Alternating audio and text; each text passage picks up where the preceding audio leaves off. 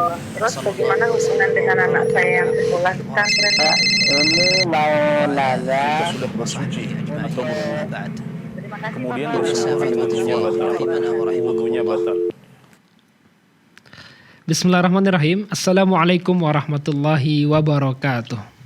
Alhamdulillahi wa kafa wassalatu wassalamu ala nabiyil mustafa wa ala alihi wa sahbihi wa man iktafa amma ba'd. Ikhwatal iman pemirsa Fatwa TV rahimani wa rahimakumullah dimanapun Anda berada. Alhamdulillah senang sekali rasanya bisa kembali bersua menyapa Anda semua dalam program live interaktif Fatwa TV. Kali ini dengan tema fikih ibadah bersama guru kita Al-Ustadz Anas Burhanuddin LCMA hafizahullahu ta'ala. Salawat dan salam semoga tercurahkan kepada Nabi kita yang mulia, Rasul tercinta Nabi Muhammad sallallahu alaihi wasallam, juga kepada keluarga beliau, para sahabat beliau, serta orang-orang yang istiqamah di atas sunnah beliau hingga akhir zaman. Allahumma sholli ala Muhammad wa ala ali Muhammad. Ikhwatal iman pemirsa Fatwa TV rahimani wa rahimakumullah. Alhamdulillah telah ada bersama kita pemateri kita pada kesempatan kali ini, pengasuh live interaktif fikih ibadah, guru kita Ustadz Anas Burhanuddin LCMA hafizahullah ta'ala di studio Fatwa TV Jember. Mari kita sapa beliau. Assalamualaikum warahmatullahi wabarakatuh. Waalaikumsalam warahmatullahi wabarakatuh. Masya Allah, gimana kabar Ustaz? Alhamdulillah saya baik, alhamdulillah. Semoga antum juga. Amin. Dan kita doakan para pemirsa dan mendengar kita juga baik-baik selalu dan dilindungi oleh Allah Subhanahu wa taala. Allahumma amin, Masya Allah. Jazakumullah khairan Ustaz. Lama rasanya tak jumpa menemani Ustaz di studio kebanggaan kita ini Ustaz, untuk bisa istifadah tentunya dan melayani atau merespon pertanyaan dari para pemirsa kita Ustaz. Ya, alhamdulillah. Karena program semakin banyak, para pemateri semakin banyak, Masya Allah, alhamdulillah. hostnya juga semakin banyak, jadi mungkin sering di rolling. Jadi Alhamdulillah. cukup lama kita tidak bersama-sama. Ya. Allahumma amin. Taib Ustaz, barakallahu fikum, jazakumullah khairan. Ikhwatul iman pemirsa Fatwa TV rahimani wa rahimakumullah. Live interaktif kita kali ini juga ikut dirilai oleh radio tergabung di RTVC, di antaranya Radio Bimbas Yogyakarta, Radio Sahabat Tegal Jawa Tengah, Radio MD FM Probolinggo, Radio Sago FM Sumatera Barat, Radio Amuba Pangkal Pinang, Radio Gema FM Bontang, Radio Al Hikmah Banyuwangi, kemudian Radio Al Bina AM Bekasi, Radio Tuah FM Riau, dan Radio Dai Tengarang. Kita ucapkan terima kasih wa jazakumullah khairan. Dan untuk berpartisipasi para pemirsa, para pendengar dimanapun Anda berada di 0331544687, 0331544687. Sebagaimana biasa di awal ini kita minta nasihat pembuka dari Al-Ustadz kepada beliau. Falyatafaddal mashkura wa ma'jura. Baik. Bismillahirrahmanirrahim. Dalam sebuah hadis yang diriwayatkan oleh Al-Bukhari dan Muslim dari Abu Sa'id Al-Khudri dan juga dari Abu Hurairah radhiyallahu anhuma, Rasulullah sallallahu alaihi wasallam bersabda, "Ma yusibul muslima min nasabin wala wasabin wala hammin wala huznin wala adhan wala ghammin hatta asy-syaukati yushakuha illa kaffara Allahu biha min khataayah." Yang artinya adalah tidaklah seorang muslim mengalami rasa capek dan lelah atau kegelisahan karena memikirkan masa depan, atau sedih karena peristiwa yang telah lalu, ataupun kesedihan atau kegelisahan yang sangat, dan juga rasa sakit sampai kalau dia terkena duri, maka tidaklah dia terkena itu semuanya kecuali Allah Subhanahu wa taala menggugurkan dengannya dosa-dosanya. Masya Allah, ini adalah sebuah anugerah dan kemurahan dari Allah Subhanahu wa taala, di mana saat kita tertimpa musibah-musibah ini, kemudian kita ihtisab kepada Allah Azza wa Jal, kemudian sabar dalam menghadapinya, maka itu bisa menjadi penggugur dosa kita. Maka ketika kita diuji dengan kesulitan-kesulitan, rasa sakit atau penyakit atau rasa lelah, kegelisahan, hendaknya kita memanfaatkan itu semuanya, membalikkannya menjadi sesuatu yang positif. Kita melihat musibah-musibah, kesulitan-kesulitan ini adalah hal yang tidak kita senangi. Dia adalah sesuatu yang negatif untuk kehidupan kita, tapi seorang muslim bisa mengubahnya menjadi positif. Jadi ujian, kesulitan, lelah, capek, sakit, ya. Tapi kita mengubahnya menjadi penggugur dosa untuk kita. Nah, seorang muslim yang cerdas, atau seorang muslim yang smart, ya, itu bisa mengubah ujian seperti ini menjadi pahala, menjadi penggugur dosa. Nah, berbeda dengan istighfar, kemudian taubat dan amal soleh yang itu adalah amalan hamba, maka ujian-ujian dan kesulitan ini berasal dari Allah Subhanahu wa taala. Jadi Allah yang turunkan. Tapi muslim punya andil di situ, yaitu dengan ihtisab, mengharapkan pahala dari musibah-musibah ini, yaitu dengan cara bersabar dalam menghadapinya. Kalau kita bersabar menghadapi kesulitan-kesulitan, menghadapi rasa sakit, menghadapi lelah dan kegelisahan ini, maka dengan kesabaran itulah kita bisa mendapatkan pengampunan dosa dari Allah Subhanahu wa taala. Nah, disinilah kenapa Nabi Muhammad SAW bersabda dalam hadis yang lain, ya ajaban li amril mu'min, ya, sungguh ajaib perkara seorang mukmin. Inna amrahu kullahu lahu khair. Semua perkaranya adalah kebaikan untuknya. Wala yakunu dzalika illa li mu'min, dan itu tidak terjadi kecuali pada seorang mukmin. In asabathu sarra'u syakara fakana khairan lah. Kalau dia diberikan kemudahan-kemudahan, diberikan nikmat, dia bersyukur, maka itu menjadi kebaikan untuknya. Wa in asabathu dharra'u sabara fakana khairan lah. Dan kalau dia ditimpa kesulitan-kesulitan atau musibah, dia bersabar, maka ujian dan kesulitan itu pun menjadi kebaikan untuknya. Nah, ini adalah sebuah konsep berpikir, ya, sebuah pola berpikir yang sangat indah, yang kalau kita terapkan dalam kehidupan kita, maka semuanya akan menjadi indah dan baik. Alhamdulillah. Masya Allah, Ustaz. Barakallahu fikum, Ustaz. Saya pernah juga mendengar, Ustaz, perkataan para ulama, Ustaz, ya. Kalau dua yang Ustaz sebutkan tadi dalam hadis Nabi, kalau ditimpa musibah ya bersabar, jika diberi nikmat dia bersyukur, itu diantara tanda kebahagiaan seorang muslim, orang beriman. Iya, betul. Disebutkan oleh sebagian ulama seperti Ibnu Qayyim rahimahullah taala, bahwasanya tanda kebahagiaan seorang muslim adalah dua yang tadi itu, ditambah satu lagi kalau dia salah atau dosa, dia beristighfar kepada Allah Azza wa Jalla. Maka kita harus bisa memberikan sikap yang tepat untuk setiap kondisi yang kita hadapi. Dapat nikmat, syukur. Dapat ujian, dapat musibah, sabar. Jatuh dalam dosa, istighfar. Sudah.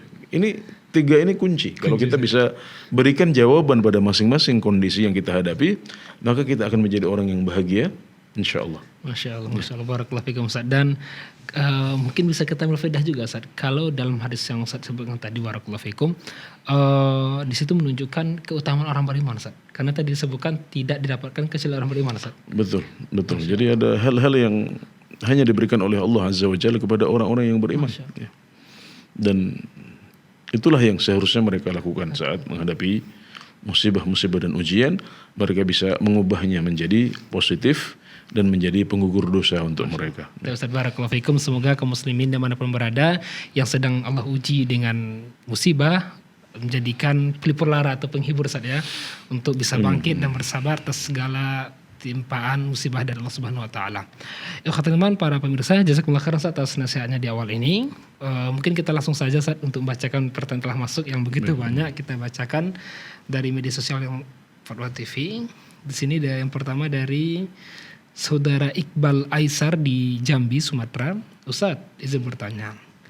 Misalnya saya lagi safar, Ustadz, dan saya singgah di suatu masjid pada waktu zuhur. Kemudian saya kerjakan sholat zuhur itu secara qashar dan saya jamak juga dengan asarnya secara qashar. Nah, jika saya ingin berjamaah pada waktu itu dengan yang lain, apakah boleh ya, Ustadz? Ya, baik. Jadi alhamdulillah kita memiliki opsi-opsi yang boleh dalam menjalankan sholat kita. Kadang-kadang opsinya itu tidak hanya satu. Jadi misalnya dalam konteks jamak dan qashar, ya, kita boleh untuk melaksanakan jamak dan qashar sekaligus. Ya, jadi di jamak dan di qashar, zuhur dan asar dalam satu waktu, kemudian diperpendek menjadi 2 rakaat. Bisa juga kita kadang-kadang melakukan qashar tanpa jamak. Ya, jadi masing-masing pada waktunya 2 rakaat tapi tidak kita jamak. Atau kadang-kadang bisa juga jamak tanpa diqashar. Misalnya ketika kita sedang ada keperluan, misalnya ada seseorang yang sakit, ya dia akan dioperasi, maka di sini opsinya adalah bisa menjamak sholat. Kalau seandainya dia sholat pada waktunya, itu nanti pas waktu operasi misalnya. Kalau mau diakhirkan nanti waktu sholatnya sudah lewat misalnya. Nah, maka dia boleh menjamak antara zuhur dan asar. Tapi karena dia tidak musafir, dia tidak keluar kota, dia hanya di desanya atau kotanya sendiri, maka dia tidak boleh mengqashar. Maka di sini pilihannya adalah jamak saja tanpa qashar. Ya. Nah, jadi ini adalah pilihan-pilihan yang bisa kita lakukan.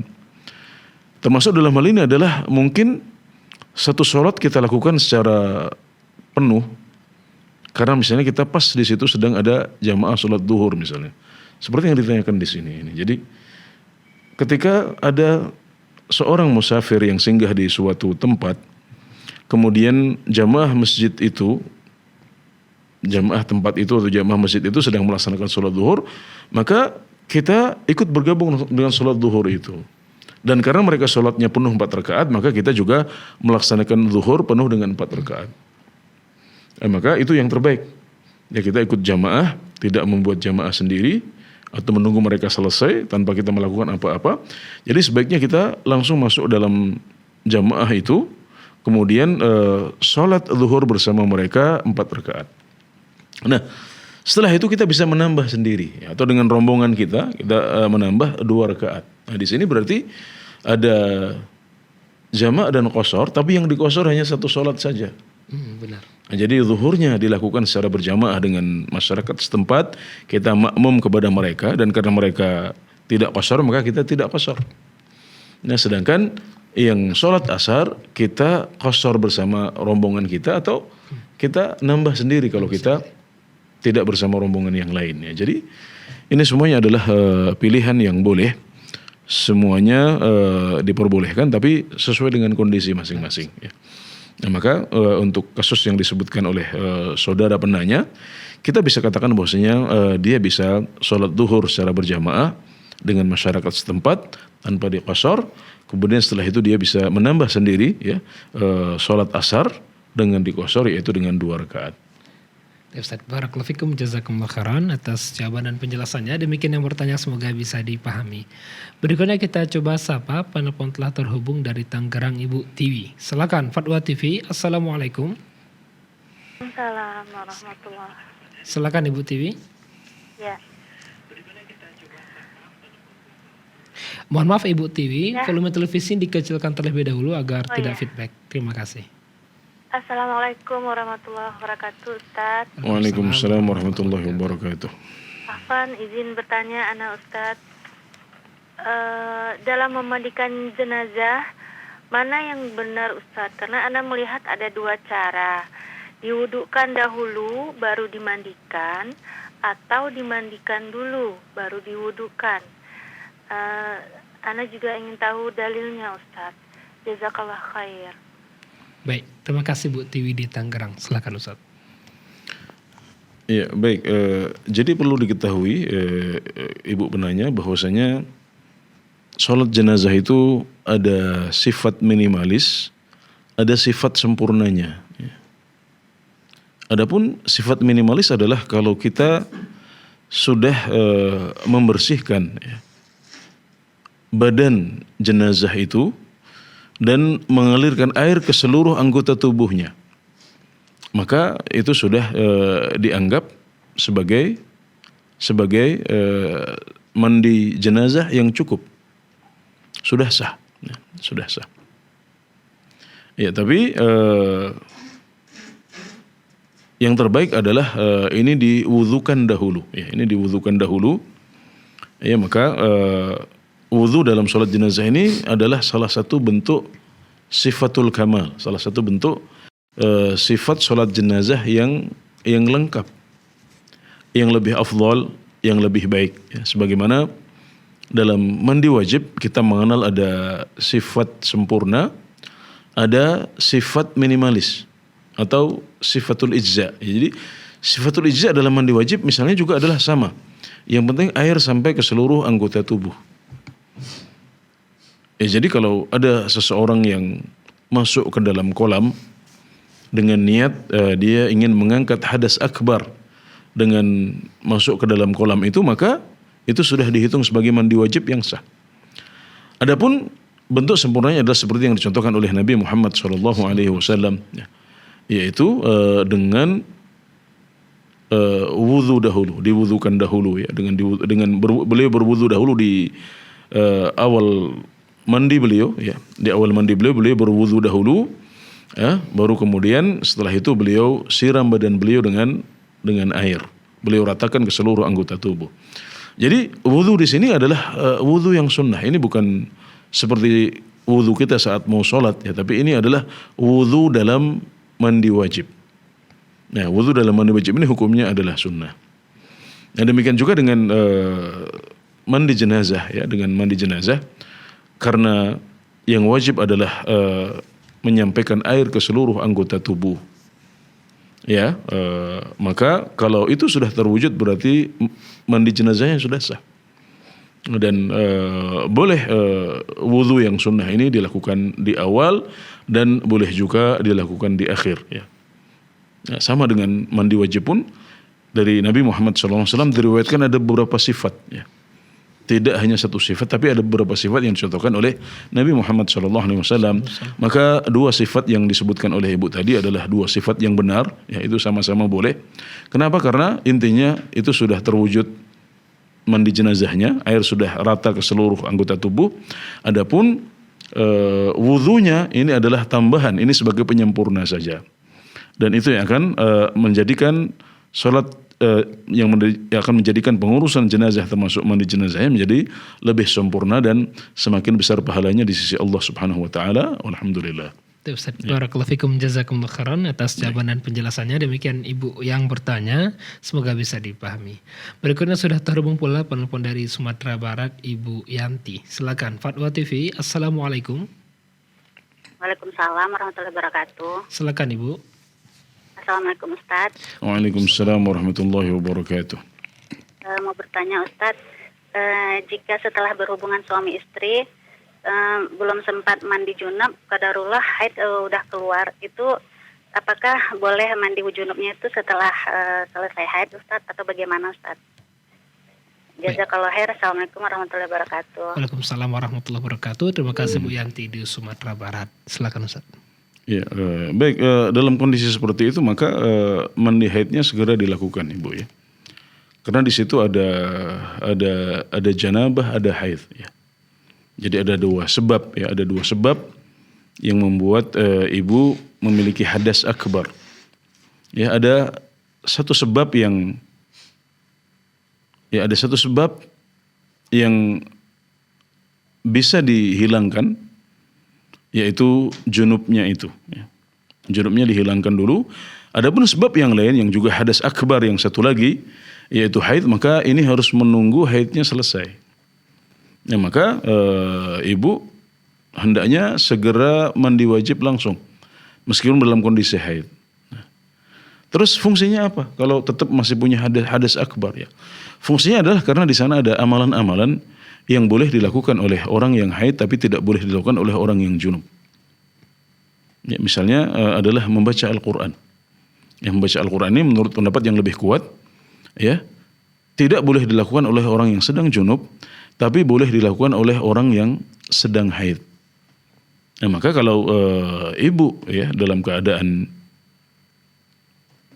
haid ya dan belum mandi wajib ya, maka ibu tidak boleh untuk membaca Al-Quran. Ya, jadi ya mungkin di situ ibu tidak ingin melakukan hal-hal apa, dia tidak akan sholat, ya tidak akan memegang mushaf misalnya, gitu. Tapi di situ akan ada amalan yang seharusnya bisa ibu lakukan, tapi ibu tidak bisa melakukan karena ibu belum mandi wajib. Ya, maka yang terbaik yang tidak menghalangi kita untuk menjalankan ibadah-ibadah dan juga nanti akan membuat kita lebih semangat untuk beribadah meskipun dalam keadaan masih haid adalah ibu segera mandi janabah, ya segera mandi junub ya atau mandi wajib, meskipun setelah itu ibu masih haid dan akan terhalang dari sebagian amalan. Tapi tidak semua amalan, karena ibadah seperti zikir, ya, ibadah seperti membaca Al-Quran, ya, itu boleh dilakukan oleh orang yang haid, tapi tidak boleh dilakukan oleh orang yang junub. Jadi jelas ya, di situ ada dua sebab. Kemudian ada sebagian amalan yang boleh dilakukan oleh orang yang haid, sementara tidak boleh dilakukan oleh orang yang sedang junub. Ya, maka hendaknya yang terbaik adalah ibu segera mandi junub meskipun dalam kondisi haid, ya, dan tidak mengakhirkannya sampai setelah haid selesai, agar bisa menjalankan sebagian ibadah seperti membaca Al-Quran. Ustaz, barakallahu fikum wa jazakumullah khairan atas jawaban dan penjelasannya. Demikian yang bertanya Ibu Yanti di Sumatera Barat, semoga bisa dipahami. Para pemirsa, para pendengar dimanapun Anda berada, kami juga terus mengajak Anda semua untuk bisa saling membantu ta'awun dalam menyebarkan dakwah Islam melalui Fatwa TV. Bisa Anda kirimkan di nomor rekening yang ada di layar kaca Anda. Syukran wa jazakumullah khairan barakallahu fikum. Dan kami mengajak Anda semua para pemirsa, para pendengar untuk bertanya langsung di 0331544687, 0331544687. Besar kita beralih ke pertanyaan dari media sosial Fatwa TV. Ini dari saudara Wibowo di Jawa Timur, Kabupaten Tuban, Ustaz. Assalamualaikum warahmatullahi wabarakatuh. Ustaz, izin bertanya. Kalau waktu sholat zuhur itu pada jam 12, sedangkan kita baru bisa sholat jam 2, apakah diperbolehkan kita sholat qabliyah dan ba'diyah, Ustaz? Oke, baik. Sholat yang terbaik adalah di awal waktunya. Ya, di awal waktunya, sebagaimana sabda Nabi Muhammad SAW ketika beliau ditanya, Ayyul amali ahabbu ilallah. Amalan apa yang paling dicintai oleh Allah Subhanahu wa taala? Maka beliau mengatakan as-salatu ala waqtiha, salat pada waktunya, atau as-salatu fi awwali waqtiha, ya, salat di awal waktunya. Ini adalah yang terbaik. Makanya para ulama fikih membagi ada waktu fadilah, ada waktu yang utama, dan ada waktu tausiah, waktu yang longgar, di mana kita masih boleh melakukan salat pada waktu itu, tapi itu tidak utama, ya. Dan seperti yang dicontohkan tadi, misalnya sholat zuhur sudah masuk pada jam 12, maka ini adalah waktu fadilah, waktu utamanya. Sementara jam 2 itu juga masih waktu zuhur, tapi dia bukan waktu yang utama. Kecuali kalau cuaca sedang sangat panas, seperti yang dialami oleh banyak umat Islam di sebagian negara seperti di Jazirah Arab, di Afrika, mungkin di negeri kita juga kadang-kadang terjadi seperti itu, ya. Maka sunnahnya adalah melaksanakan sholat saat cuaca sudah relatif dingin, ya, sudah agak teduh, sudah tidak terlalu panas, karena itu yang lebih kondusif untuk sholat. Nah, jadi ada waktu utama, ada waktu boleh, ya. Dan mereka yang baru bisa mengerjakan sholat pada jam 2, maka tetap disunahkan untuk melaksanakan sholat sunnah qabliyah dan ba'diyah. Jadi sholat sunnah qabliyah ini tidak hanya dilakukan di awal waktu saja ketika di masjid atau setelah azan, tapi kapanpun, ya, sampai kalau misalnya kita tidak sempat untuk melakukannya pada waktunya, bahkan disunahkan untuk diqadha. Ya, bahkan Nabi Muhammad SAW pernah tersibukkan oleh tamu setelah sholat zuhur, sehingga beliau tidak sempat untuk mengerjakan sholat sunnah ba'diyah zuhur yang menjadi kebiasaan beliau. Nah, maka apa yang beliau lakukan? Beliau mengqadha'nya setelah sholat asar.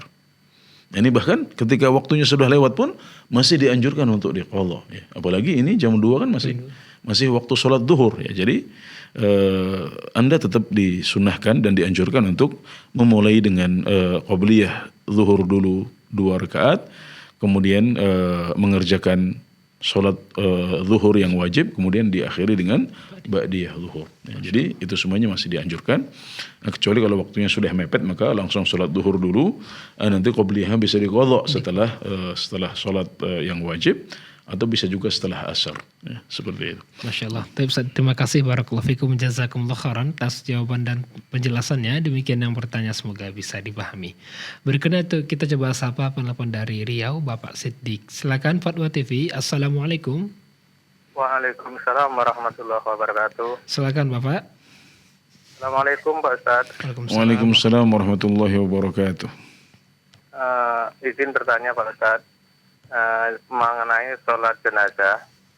sholat jenazah itu kalau di sini itu di takbir ketiganya yang tentang doa itu di sini cepat sekali Pak Ustadz. Saya tuh belum ada setengahnya itu sudah takbir lagi. Jadi secara doa kami tidak sempurna di sini. Tapi kalau mau sholat sendirian nanti dianggapnya nggak mau berjamaah dengan kawan-kawan. Itu yang masih saya bingung Pak Ustadz. Dan apakah ada tuntunannya kalau sholat jenazah itu setelah takbir keempat salam itu ada wirid, zikir dan doa lagi. Itu yang pertama. Terus yang kedua mengenai sholat ya di sini itu kalau sholat tarawih khususnya itu bacaannya itu mursalat Pak Ustadz. Jadi semua itu marasnya itu satu. Jadi tidak ada yang 2, tidak ada yang 4, tidak ada yang 5 itu kan. Jadi Maksudnya cepat sekali maksudnya dibacanya Pak. cepat sekali. Itu apakah merubah makna dan apakah sholatnya sah Pak Ustadz? Karena setelah saya tahu cara hukum sholat itu udah berapa tahun saya tidak bergabung dengan sholat itu Pak. Nah, jadi kalau memang itu tidak merubah makna sholatnya, andai kata saya bermakmum, apakah boleh Pak Ustadz? Apakah sah sholatnya? Karena saya lebih hati-hati dalam urusan sholat itu kan. Jadi itu pertanyaan saya karena saya masih awam dalam agama Pak Ustadz. Kami jauh di tengah hutan di perkebunan di sini Pak Ustadz. Hanya melalui dakwah TV lah yang saya bisa paham tentang agama. Dulu saya itu orang nggak paham agama Pak Ustadz, hanya 2017 lah saya dapat hidayah melalui TV juga. Sekarang alhamdulillah itu saya insya Allah satu waktu pun tidak pernah ketinggalan untuk sholat 5 waktu Pak Ustadz. Jadi saya ingin semua ibadah saya itu bisa diterima oleh Allah, tidak ada istilahnya kekurangan satu apapun. Masalah fatwa TV bisa ditangkap dengan baik di sana Pak Siddiq ya? Bisa, cuman lampu kan malam di sini Pak Ustadz. Dari jam 4 itu sampai jam 7 pagi itu lampu itu, jadi kalau siang nggak ada. Oh gitu ya. Di Riau-nya di mana Pak Siddiq? Di Pulau Burung, di tengah pulau. Masya Allah. Masya Allah. Baik, ya. Cukup Pak Siddiq ya, ditunggu jawabannya. Oh ya, terima kasih Pak Ustadz. Barakallahu barakallah ya. Ya baik, yang pertama saya ingin ingatkan Pak Siddiq akan nikmat hidayah dari Allah Subhanahu wa taala, ya bahwasanya nikmat hidayah adalah nikmat yang paling besar. Ya, nikmat kepada Islam, kemudian nikmat hidayah kepada Islam yang lebih khusus, yaitu Islam yang sesuai dengan sunnah Rasulullah SAW. Islam sebagaimana beliau wariskan ketika beliau meninggal tanpa ditambah-tambahi. Ya, ini adalah mutiara yang jarang ditemui di akhir zaman. Maka saat seseorang diberikan hidayah Islam secara umum, kemudian Islam secara khusus, yaitu Islamnya Ahlu Sunnah wal Jamaah, maka ini adalah sebuah nikmat yang harus disyukuri, dan kita berdoa semoga Pak Siddiq dan juga umat Islam di sana, di Pulau Burung ya, Pulau Burung di Riau atau Kepulauan Riau? Riau, Ustaz. Riau ya, di Riau ya, berarti kita doakan semoga bisa istiqamah, berpegang teguh kepada ajaran agama Allah Subhanahu wa taala sampai kita berjumpa dengan Allah Subhanahu wa taala. Baik, kemudian yang selanjutnya adalah pertanyaan tentang Salat jenazah. Salat jenazah. Ya, kita ini memang kadang-kadang aneh ya gitu. Jadi ada orang yang buru-buru cepat ingin selesai sholat. Nah kemudian setelah sholat masih nambah doa lagi gitu kan. Itu kan unik ya dan aneh gitu. Kenapa kita harus buru-buru? Kenapa harus cepat-cepat? Sementara Nabi Muhammad SAW ya, sholat beliau santai ya, sholat beliau khusyuk ya, tidak buru-buru. Nah kemudian beliau benar-benar menggunakan momen sholat itu sebagai tempat untuk memperbanyak doa untuk si mayit. Nah jadi itulah yang seharusnya dilakukan. Jadi doa yang terbaik untuk mayit adalah doa dalam sholat jenazah. Meskipun kita boleh mendoakan di luar sholat jenazah dengan berbagai doa, tapi doa yang terbaik adalah doa yang kita berikan saat kita sedang mengerjakan sholat jenazah. Makanya dijelaskan oleh para ulama bahwasanya setelah beliau mengerjakan sholat jenazah, ya sudah beliau pergi. Ya. Beliau tidak lagi menambah dengan doa yang lain. Kenapa? Karena beliau sudah berdoa dengan cukup dan itu adalah doa yang terbaik, yaitu ketika beliau sedang mengerjakan sholat jenazah. Maka hendaknya umat Islam, apalagi para imam, ya, bukan hanya imam sholat fardu, tapi juga imam yang biasa dipercaya atau diminta untuk menjadi imam dalam sholat jenazah. Anda adalah pemimpin. Perhatikan orang-orang di belakang Anda. Jangan membaca Al-Fatihah terlalu cepat sehingga akhirnya yang di belakang ketinggalan. Jangan berdoa terlalu cepat sehingga ada orang-orang seperti Pak Siddiq ini yang ketinggalan untuk membaca doanya. Jangan sampai seperti itu. Perlu kita ingat juga bahwasanya doa sholat jenazah itu ada versi panjang, ada versi pendek. Maka kalau kita memilih yang versi pendek, jangan terlalu cepat membacanya. Atau mungkin kita membacanya beberapa kali untuk memberikan kesempatan kepada mereka yang di belakang yang ingin membaca doa yang lebih panjang agar mereka dapat waktu yang cukup. Nah, kita biasanya di Indonesia yang masyhur adalah doa Allahumma ighfir lahu warhamhu wa'afihi wa'fu anhu. Ini pendek. Kalau kita mau membaca pendek saja sudah cukup sebenarnya. Cukup ya, tapi jangan sampai ada orang-orang yang merasa baru baca separuh sudah berpindah ke takbir yang selanjutnya. Nah, ini mengganggu dan membuat sholat tidak khidmat dan tidak khusyuk. Apalagi di belakang kita ada orang-orang yang mungkin ingin membaca 2 kali, ada yang ingin membaca 3 kali. Mungkin ini adalah teman akrabnya si jenazah sehingga dia ingin berdoa lebih banyak untuk dia. Atau menambahkan doa-doa yang lain yang dicontohkan oleh Nabi Muhammad SAW. Allahumma ighfir lahu warhamhu wa'afihi wa'fu anhu.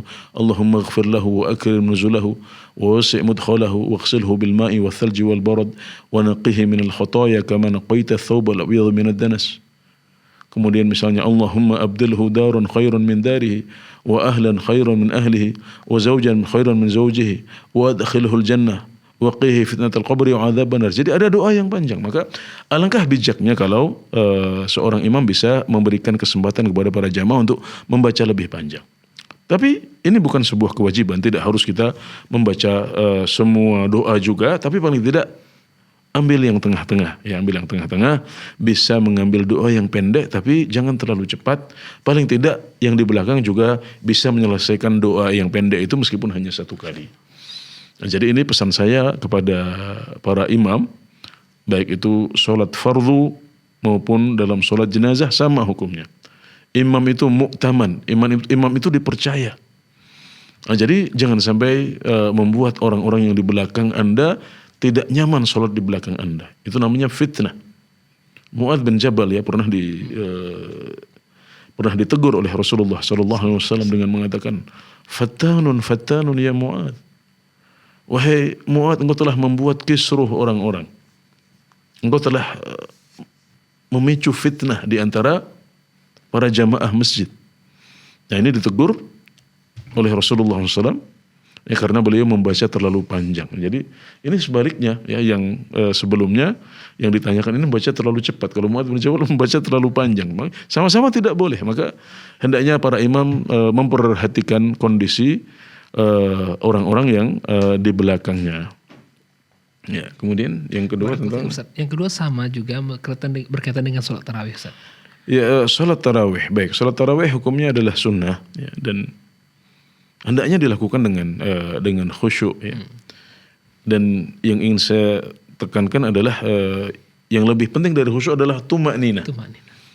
Apa itu tuma'ninah? Tuma'ninah adalah tidak buru-buru dalam menyelesaikan suatu rukun, ya, tidak baru rukuk kemudian sudah berdiri lagi, ya. Orang-orang belum sempat membaca Subhana Rabbiyal Azim meskipun hanya sekali, ya. Ya, ini yang kita khawatirkan terjadi pada sebagian masjid yang viral ya, ada beberapa video viral. Itu kalau orang luar Indonesia melihat sholat seperti itu mungkin mereka akan geleng-geleng kepala itu. Jadi jangan pernah bangga kalau kita punya rekor sholat tarawih tercepat. Ini justru malah membuat kita malu. Ya, kita malu kepada orang-orang di luar sana yang Masya Allah orang sholatnya begitu panjang. Tapi kita sholat begitu cepat. Mending kalau tuma'ninah ya. Kalau tuma'ninah itu mending. Tapi khawatirnya seperti yang terjadi pada sebagian video yang viral. Itu tidak terwujud ada tuma'ninah di sana. khusyuk itu hukumnya sunnah, tapi tumakninah itu hukumnya wajib dan menjadi syarat sahnya sholat. Ya, kita khawatir kalau kita tidak tumakninah maka berarti sholat kita tidak sah. Ngapain kita capek-capek? Ya, terus sholat kita tidak sah, tidak diterima oleh Allah Azza wa Jal. Ya, padahal itu hanya sunnah. Ya, kalau kita nggak mau, ya sudah kita sholat isya saja yang khusyuk, yang tumakninah sudah cukup ya. Daripada kita mengerjakan sholat tarawih yang panjang-panjang tapi tidak tumakninah.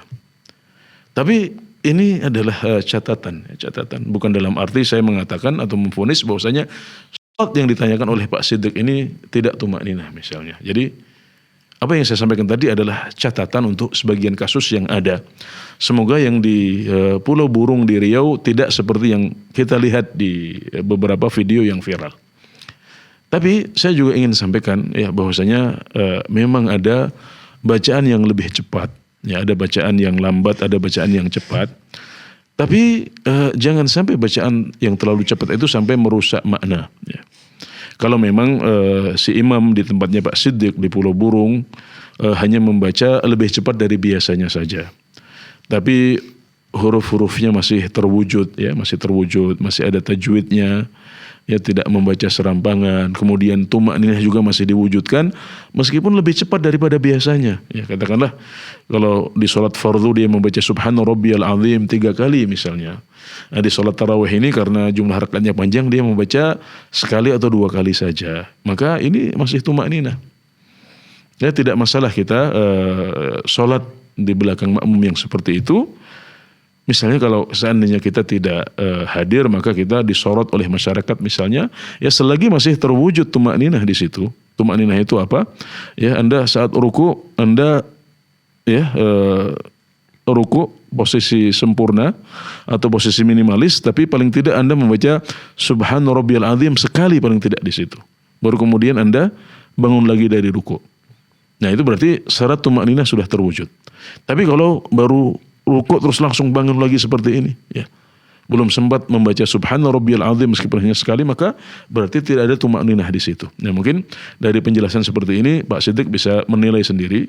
Kalau masih ada tumakninah maka silahkan ikut berjamaah di situ. Kemudian kalau tidak ada tumakninah maka Bapak lebih baik sholat di rumah. Kenapa? Karena sholat tarawih ini hukumnya tidak wajib.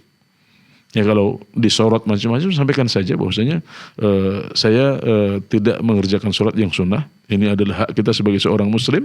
Saya ikut jamaah yang wajib saja. Adapun yang sunnah saya ingin mengerjakannya sendiri di rumah. Ini sampaikan apa adanya saja dan kita tidak bisa lepas dari omongan orang, dari pembicaraan orang.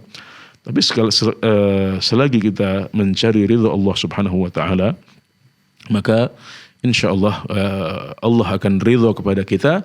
Dan suatu saat Allah akan membuat manusia juga ridha kepada kita insyaallah dengan caranya. Ya, Dia Maha berkuasa atas segala sesuatu. Jadi jadikan yang Anda cari adalah ridha Allah, jangan mencari ridha manusia. Ya, ini adalah beberapa nasihat untuk Pak Siddiq. Ya, semoga bermanfaat dan bisa mendukung beliau untuk istiqamah dalam beribadah kepada Allah Subhanahu wa taala. Masya Allah, barakallahu fikum, jazakumullah khairan. Jawaban, penjelasan serta nasihatnya semoga bisa dipahami. Berikutnya kita coba beralih penelpon dari Sumatera Barat, Riau, berikutnya dari Jambi, Ustaz, masih di Sumatera. Sumatera mendominasi hari ini. Kan khasnya orang Sumatera, Ustaz. Masya Allah, atau karena antum ini orang Sumatera. Barakallahu fikum, Ustaz. Dari Sumatera. Kita coba sapa Pak Umar di Jambi. Silakan Fatwa TV. Assalamualaikum. Waalaikumsalam warahmatullahi wabarakatuh. Ya, silakan Pak Umar. Ya, terima kasih atas kesempatan yang diberikan. Assalamualaikum Pak Ustadz. Waalaikumsalam warahmatullahi wabarakatuh. Ya, di sini saya ingin bertanya seputar kedudukan hadis tentang kunut subuh. Bahwasanya yang demikian adalah suatu perkara yang bid'ah, akan tetapi di kalangan para ulama ahli sunnah sendiri ada yang menganjurkan bahkan bila ditinggalkan demikian mesti diganti dengan sujud sahwi. Mohon pencerahannya dalam perkara tersebut Pak Ustadz, apabila kita bermakmum kepada imam yang merutinkan kunut subuh ataupun yang tidak demikian Pak Ustadz. Dari saya terima kasih. Assalamualaikum warahmatullahi wabarakatuh. Waalaikumsalam warahmatullahi wabarakatuh. Silakan Ustaz. Ya baik, kunut subuh adalah permasalahan fikih klasik ya, yang sudah ada dari zaman dahulu. Ini bukan perkara baru dalam agama kita. Maksud saya ini bukan permasalahan yang baru dibahas sekarang, tapi ini dari zaman dulu sekali sudah dibahas. Dan dari zaman dulu itu juga sudah terjadi perbedaan pendapat di antara para ulama. Ya, masing-masing punya dalilnya sendiri. Ya, misalnya Al-Imam Syafi'i rahimahullahu taala, juga para pengikut beliau, para pengikut mazhab Syafi'i berpendapat bahwasanya Nabi Muhammad SAW memang pernah beliau qunut nazilah, ya, yaitu mendoakan keburukan untuk orang-orang yang membunuh para qurra, ya, para qari Nabi Muhammad SAW, para hafidh Al-Quran, ya, sebanyak 70 orang, dan mereka didoakan dalam qunut nazilah ini oleh Rasulullah SAW. Kemudian beliau meninggalkan qunut pada waktu-waktu sholat ini, kecuali hanya sholat subuh. Itu yang dipahami dan disahihkan oleh para ulama mazhab Syafi'i. Dan mereka meyakini bahwasanya Nabi Muhammad SAW senantiasa menjaga kunut subuh beliau. Ya, maka mereka berpendapat bahwasanya kunut subuh adalah sunnah ab'ad. Sunnah tapi ab'ad. Ab'ad itu artinya adalah mendekati seperti rukun. Jadi kalau ditinggalkan maka harus diganti dengan sujud sahwi, seperti yang Bapak sudah sebutkan tadi. Jadi ini memang mazhab Syafi'i seperti itu. Kita harus maklumi, ya, kita harus akui itu sebagai sebuah pendapat yang muktabar, yang diakui di kalangan para ulama. Ya. Tidak masalah kita barangkali berbeda pendapat, tidak masalah kita diskusi, melakukan kajian, ya, melakukan tarjih dan lain sebagainya. Boleh, silahkan, tapi perlu kita sadari bahwasanya apapun yang kita simpulkan maka itu tidak akan bisa mengubah perbedaan pendapat yang sudah terjadi di antara para ulama dari zaman dahulu. Kalaupun kita melemahkan hadis tersebut, maka mereka berpendapat itu sahih. Karena memang salah satu sebab terjadinya perbedaan pendapat adalah perbedaan dalam menghukumi hadis yang saya sebutkan tadi itu. Sebagian mengatakan itu sahih, sebagian mengatakan itu lemah. Ya kan nggak selesai. Tapi bisa jadi pada tingkat tertentu, mungkin di jamaah satu masjid, kalau ada diskusi mungkin mereka bisa sepakat. Ya. Tapi untuk menjadikan semua umat Islam sepakat, maka ini adalah sesuatu yang sangat berat dan tidak mungkin terjadi, atau nyaris tidak mungkin terjadi, nyaris mustahil terjadi. Maka yang harus dilakukan adalah melapangkan dada kita untuk permasalahan-permasalahan seperti ini. Ya, ini bukan masalah-masalah seperti katakanlah mungkin masalah Khawarij atau bid'ahnya Syiah atau bid'ahnya Qadariyah atau bid'ahnya Mu'tazilah atau Jahmiyah, tidak sama seperti itu. Ya, ini adalah permasalahan fikih yang dari dulu para ulama sudah berbeda pendapat.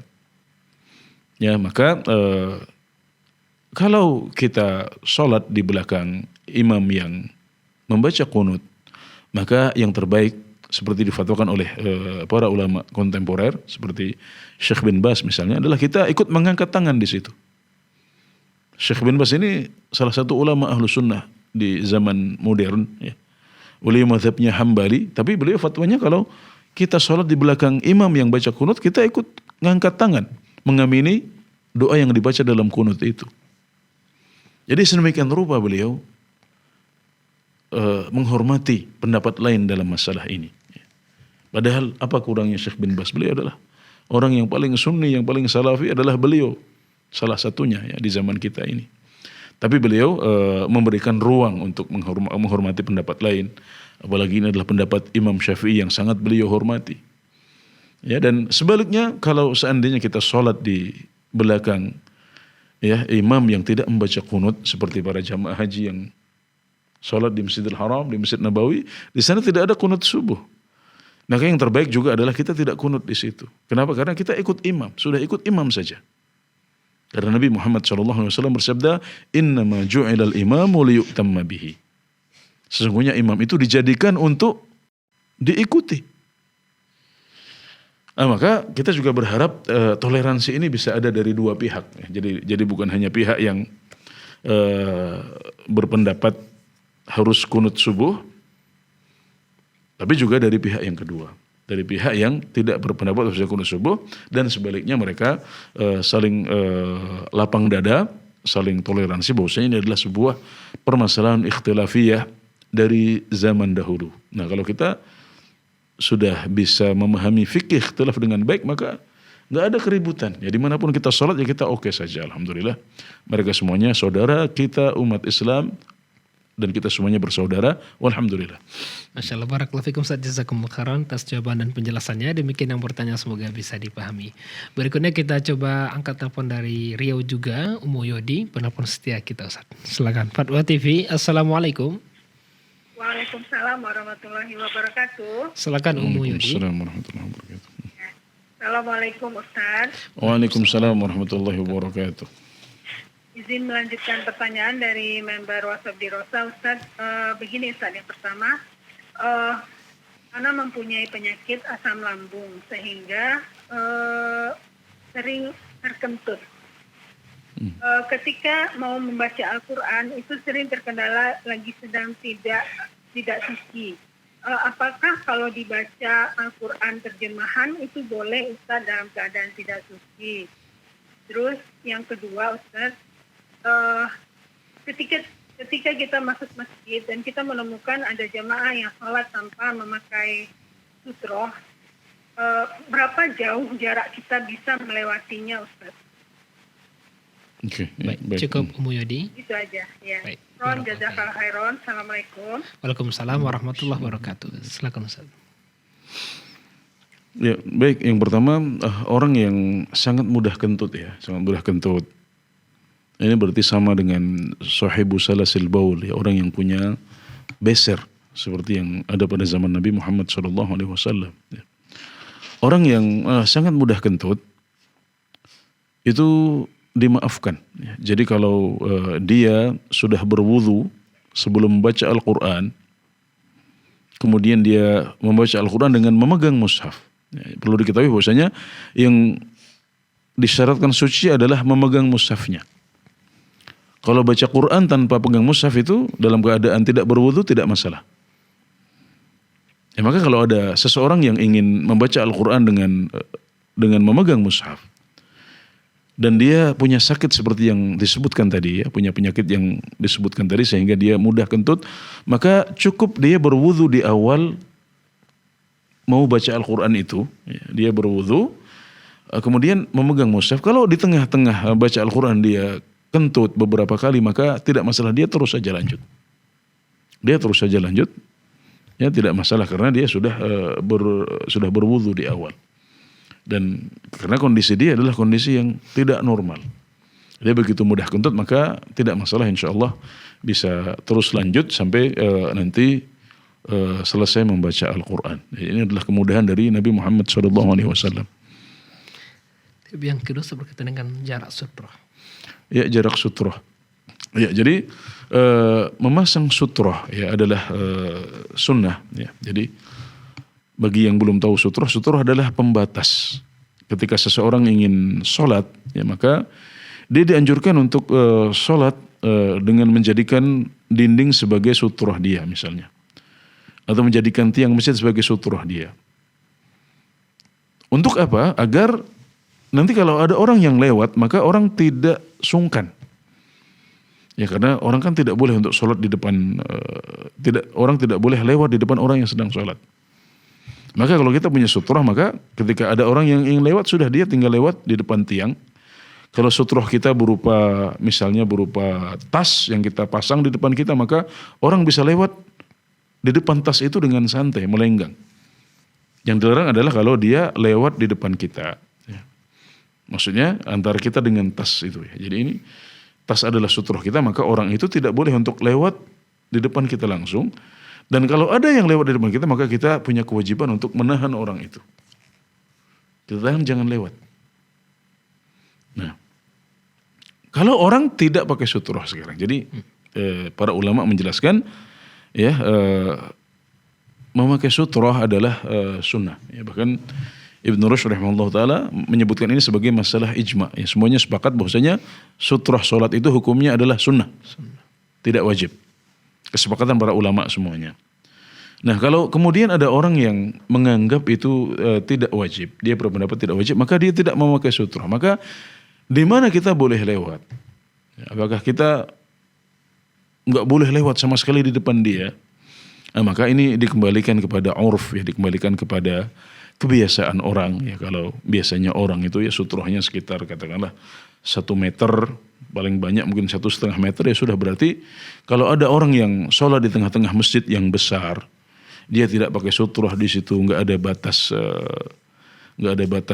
tas, tidak pakai batas tiang, juga bahkan tidak pakai sajadah misalnya. Nah, mungkin sekedar catatan ya, sajadah juga meskipun tidak maksimal, ya tidak bukan merupakan sutroh yang sempurna, tapi dia bisa menjadi batasan. Ya, kalau orang pakai sajadah berarti sutroh dia sampai di situ. Meskipun ini bukan sutroh yang ideal. Ya, kalau sutroh itu hendaknya paling tidak setinggi muakhiratul rahal atau setinggi muakhiratul rahal, ya kira-kira satu hasta ya. Ya, 1 hasta, tingginya 1 hasta paling tidak. Tapi kalau pakai sajadah maka berarti sutroh dia sajadah itu. Meskipun itu bukan sutroh yang sempurna. Nah, kalau dia tidak pakai sajadah bagaimana? Maka kita hitung ya kira-kira 1 meter, 1,5 meter. Di luar itu maka kita sudah boleh untuk berjalan dan lewat. Wallahu ta'ala a'lam. Ustaz, barakallahu fikum, jazakumullah khairan atas jawaban dan penjelasannya. Demikian yang bertanya, semoga bisa dipahami. Berikutnya kita beralih di pertanyaan di meja redaksi Fatwa TV telah masuk. Ustaz, ini dari saudara Budi Setiawan di Jawa Barat, Kabupaten Bogor. Ustaz, Assalamualaikum warahmatullahi wabarakatuh. Izin bertanya Ustaz, karena kelemahan saya ada sewaktu saya terlupa melakukan sholat isya, karena biasanya sudah di rumah dan pergi ke masjid. Saya terlewat karena masih melakukan pekerjaan di kantor. Sehingga ketika sampai di rumah, saya terlupa. Apakah ada cara untuk menebus kehilangan sholat wajib tersebut ya Ustadz? Karena saya selalu ingat dan merasa berdosa merupakan sholat yang terlewat tersebut. Jazakallah khair. Ya baik, Masya Allah. Ini berarti beliau ini manusia berarti. Jadi ya alpa atau lupa adalah sesuatu yang sangat manusiawi. Maka di antara ilmu yang diajarkan oleh Nabi Muhammad SAW adalah bahwasanya Allah Subhanahu wa taala mengampuni seseorang kalau dia jatuh dalam kesalahan karena tidak tahu atau tidak sengaja. Yang kedua karena lupa. Kemudian yang ketiga karena dipaksa. Ya, Nabi Muhammad SAW mengatakan, "Rufi'a an ummati al-khata'u wan nisyan wa mastukrihu alaih." Diangkat dari umatku 3 perkara. Ya, diampuni dari umatku 3 perkara. Yang pertama, kesalahan karena tidak sengaja. Yang kedua, kesalahan karena lupa. Yang ketiga adalah kesalahan karena dipaksa. Nah, kalau ada orang lupa, ya maka dia lupa puasa, lupa sedang puasa, maka akhirnya makan. Maka dia tidak berdosa. Ya, seperti juga dari pertanyaan yang disampaikan tadi, dia lupa mengerjakan sholat wajib. Punya kebiasaan sholat di masjid, selalu dijaga Masya Allah, tapi suatu ketika karena ada pekerjaan di kantor maka dia lupa kalau belum sholat isya misalnya. Maka ini juga dari sisi dosa, maka dia tidak berdosa. Kenapa? Karena dia melakukan kesalahan itu karena lupa. Ya bukan sengaja meninggalkan sholat, ini bahaya sekali. Tapi dia lupa kalau belum sholat.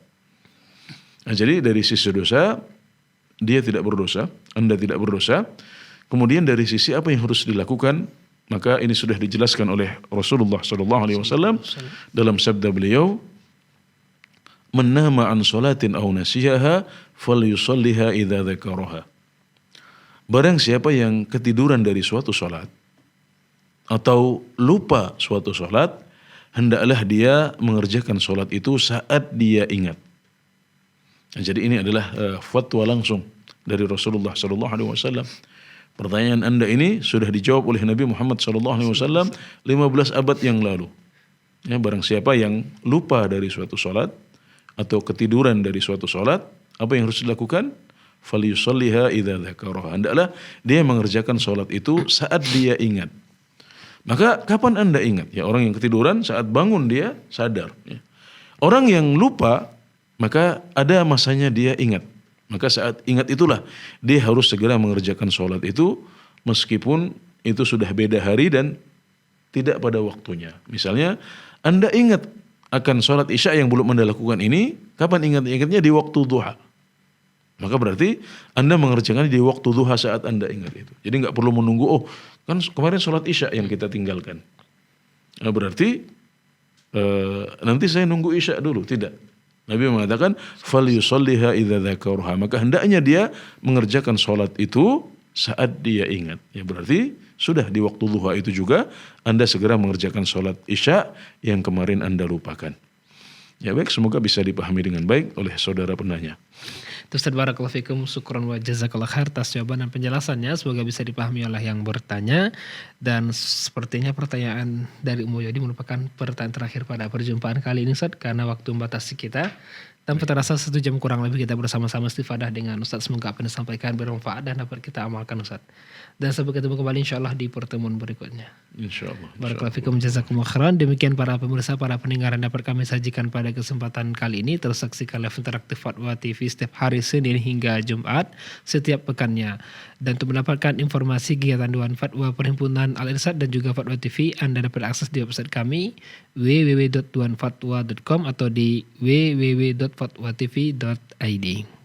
Dan juga kami mengajak Anda kembali untuk bisa ta'awun kerjasama untuk menyebarkan dakwah Islam melalui Fatwa TV. Bisa Anda kirim di nomor rekening yang tertera di layar kaca Anda. Syukran wa jazakumullah khairan wa barakallahu fikum atas kebersamaan semua. Kita tutup dengan baca doa kafaratul majlis. Subhanakallahumma bihamdika asyhadu an la ilaha illa anta astaghfiruka wa atubu ilaik. Wassalamualaikum warahmatullahi wabarakatuh. Ya Allah. Terus bagaimana hubungan dengan anak saya yang sekolah di pesantren? Ini mau nanya. Sudah bersuci atau berwudu, Terima kasih kemudian Bapak. bersentuhan dengan suami, rahimana wa rahimakumullah. wudunya batal.